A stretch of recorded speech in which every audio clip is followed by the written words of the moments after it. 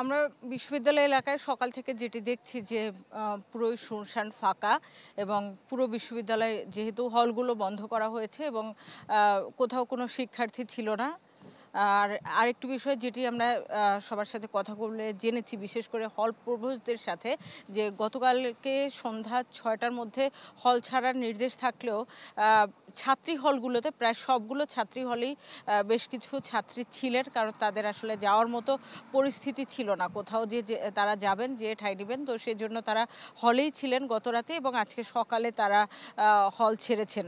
আর একটি বিষয়, যেটি আন্তর্জাতিক হল আছে সেখানে 88 জনের মতো শিক্ষার্থী ছিলেন।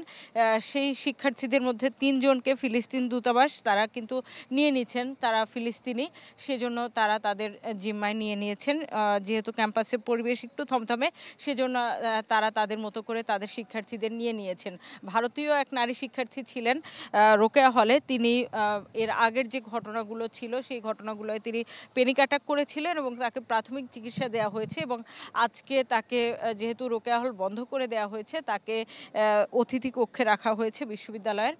আর বাকি 88 জনের মধ্যে এই 4 জন বাদ দিয়ে বাকি যে 84 জন আছেন তারা হলেই আছেন এবং তাদের যাতে সব ধরনের বিদ্যুৎ, পানি কিংবা হলের মেসের খাবারের ব্যবস্থা সব যাতে ঠিকভাবে থাকে সেই জন্য বিশ্ববিদ্যালয় প্রশাসন তারা ব্যবস্থা নিয়েছে এবং পুরো ক্যাম্পাস বাকিটা সবটাই আসলে থমথমে এবং ফাঁকা। আর শিক্ষক সমিতির সাথে কথা বলেছিলাম, তারা উপাচার্যের সাথে দেখা করেছেন এবং দেখা করে যাতে বিশ্ববিদ্যালয় দ্রুত স্বাভাবিক করা যায় সেই জন্য তারা আসলে চেষ্টা চালাচ্ছেন, তারা কথা বলেছেন এবং বিশ্ববিদ্যালয়ের যে প্রবেশদ্বারগুলো আছে সেই প্রবেশদ্বারগুলোতে শিক্ষার্থীরা জড়ো হয়ে আছেন দুপুরের পর থেকে এবং তারা ভেতরে আসতে চেষ্টা করছেন, কিন্তু তাদেরকে প্রতিবারই ছত্রভঙ্গ করে দেওয়া হচ্ছে।